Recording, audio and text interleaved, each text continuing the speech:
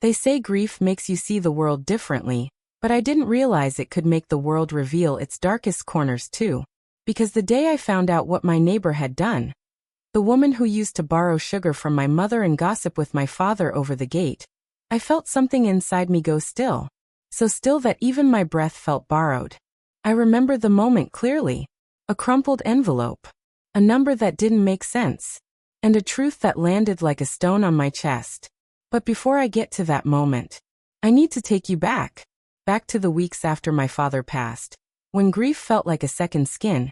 And our street was filled with more people than I'd ever seen in my life. Back then, I thought community meant something. I thought people stood by each other. I thought kindness was simple. I didn't know kindness could be used as currency, or that someone could turn compassion into profit. My name is Sana, and I grew up on a quiet street where every house had the same shade of faded paint, and the same type of rusted iron gate. People knew each other not by their cars or degrees, but by the sound of their laughter, the way they brewed tea, and the history of who fought with whom over what. My father, Mian Arshad, was the kind of man who never let a stranger remain a stranger. He had a warm baritone voice, low, steady, always teasing at a smile. People liked him for reasons even he didn't understand. He had a small workshop behind our house where he repaired old radios, irons, and anything with a wire sticking out of it. Children brought him broken toys. Housewives brought him burnt-out heaters. Even the boys on motorbikes brought him their tangled chargers. He fixed everything with patience and that soft humming sound he made when he worked. And then there was our neighbor, Shagufta Auntie, the woman whose kitchen window faced ours. She was always in the middle of something. Cooking, scolding, talking loudly on the phone. My father used to call her BBC News. Because she always knew everything before anyone else. And she loved my father. Not in a romantic way, but in that deeply familiar, old street, old neighbor way. She brought him samosas during Ramadan. He repaired her fans during summer. If someone needed help in the neighborhood, Shagufta's voice was the first one yelling, "Chelo chelo, sab milker kardi hain." So when my father got sick, really sick, she was the first person at our door. I remember that morning vividly. The kitchen smelled like the chai I had been boiling too long. My mother's dupatta slipped from her head again, and again as she tried to hold the phone steady, listening to the doctor's instructions. My father lay on the living room couch, his breathing shallow, his forehead damp. And then Shagufta Auntie barged in, not bothering to knock as usual. "Arshad bhai," she cried, her hand flying to her chest. "Ya Allah, what's happening? Sana beta, tell me." Her face was twisted with shock, her voice trembling. I believed her trembling then. I really did. We thought my father would get better. We thought it was one of those sudden illnesses that strong men survive because they simply refuse not to. But he didn't get better. Hospital bills came. Then more. And then more. We sold the cooler, the spare fridge, my gold bangles, small things that felt enormous in those moments. My father didn't talk much, but when he did, he apologized. Over and over again. "I'm sorry, Sana," he whispered once when I was adjusting his pillow. His breath smelled faintly metallic, like the hospital room had soaked into him. "For what, Abba?" "For being a burden," he said. The word cut me cleanly. "You're not," I whispered. "Not ever." But he only gave me that tired smile. The one that said he didn't quite believe me. 3 weeks later, he passed away. And with him, something in our home collapsed too. The first few days after the funeral were a blur of condolences, trays of food we didn't touch, and the constant rustle of people moving in and out of our house. I barely slept. My mother barely spoke. But the entire neighborhood came alive around us. People we hadn't seen in months poured in. Old classmates of my father's appeared out of nowhere. Vendors from the street came to offer their respects. And at the center of all this movement was Shagufta Auntie. Her voice rose above everyone else's, commanding, directing, comforting. Someone bring chai for them. Put that tray there. Sana beta, sit down. Let the poor girl breathe." She wasn't just helping. She was leading. So when she approached my mother on the 4th day and said, "Baji, we should raise some money to help with the medical bills," my mother cried, not because of the suggestion, but because she felt grateful. People were generous. My father was loved. And in our grief-stricken state, We believed in community more than ever. Most of the donations came in cash, placed in envelopes or pressed discreetly into hands. A few people sent bank transfers. Our small street, with its modest homes and simple people, gathered more than anyone expected. But all of it, every rupee, went directly to Shagufta auntie, because she insisted. "I'll organize it," she said. "People trust me. I'll keep every receipt, every detail. Don't you worry." We didn't argue. We were too broken, too tired.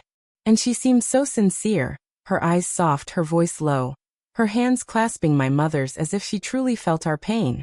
I wish, now, that I had paid more attention than Tio, the way she avoided meeting my eyes sometimes, or how quickly she collected envelopes from people, or the strange hush that fell whenever someone mentioned the exact total. But at the time all I saw was a neighbor stepping up. I had no reason to doubt her. Not yet. Not until the day I received a call from someone I barely knew. Someone who asked a simple question that made my stomach drop. "Sana, did your neighbor give you the donation money we collected? Because we were told it was for you." And that question lit the first spark of suspicion. A tiny flame that would soon burn everything I believed in. I didn't sleep the night after the confrontation at the community hall. Even though the truth had finally broken open, like a blister that had been growing under the skin, I still felt numb.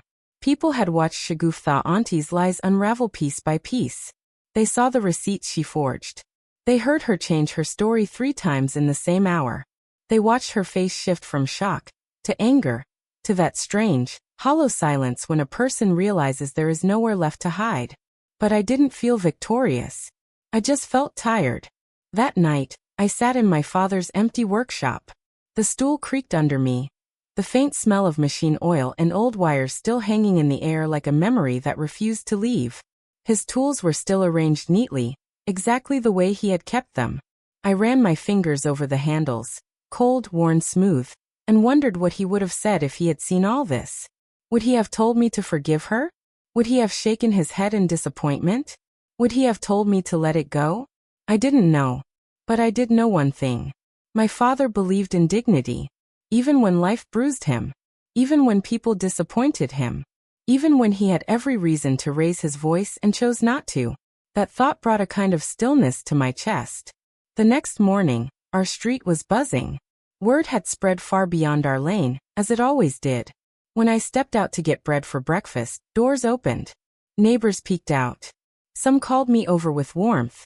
Others whispered apologies for ever doubting my intentions. But I wasn't angry with them.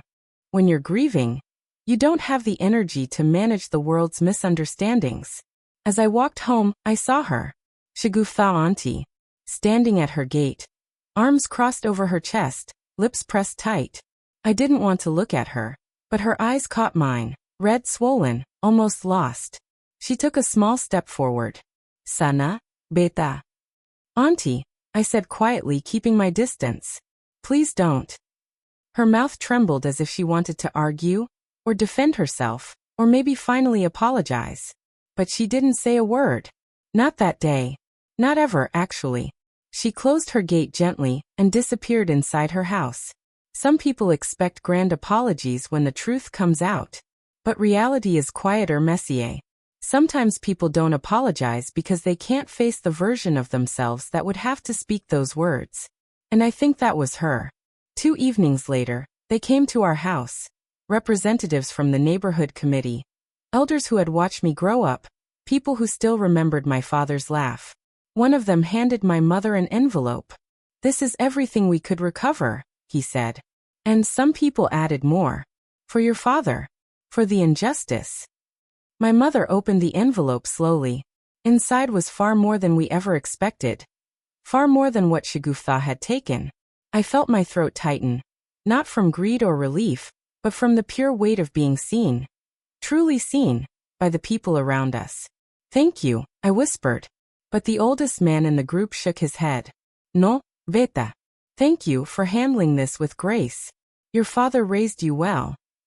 Those words meant more to me than the money ever could. People didn't scream at her.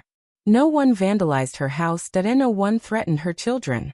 But slowly, painfully, the neighborhood stepped back. When she walked down the street, People nodded politely, but didn't invite conversation. When someone needed help organizing an event, they didn't call her. When a baby was born or a relative passed away, she was no longer the first person people informed. It wasn't revenge. It was consequence. Trust is a currency. Once spent carelessly, it doesn't refill easily. She eventually moved away 6 months later. No farewell. No final speech. Just a quiet departure in the early morning. A truck filled with her furniture, and shutters closing one by one behind her. Life didn't instantly become easier. Grief doesn't leave when the truth arrives. They exist side by side for a while, like two guests who won't leave your living room. But slowly the ache softened. I began repairing my father's workshop, cleaning the dust, oiling the hinges, polishing his old tools. I didn't have the talent he had, but I fixed small things, lamps, kettles, fans, not for money, but because it made me feel closer to him. One afternoon, as I placed a newly repaired iron on the shelf, I felt something shift inside me. Not closure, not triumph, just peace. Because the truth had been spoken. Justice, gentle not harsh, had been served.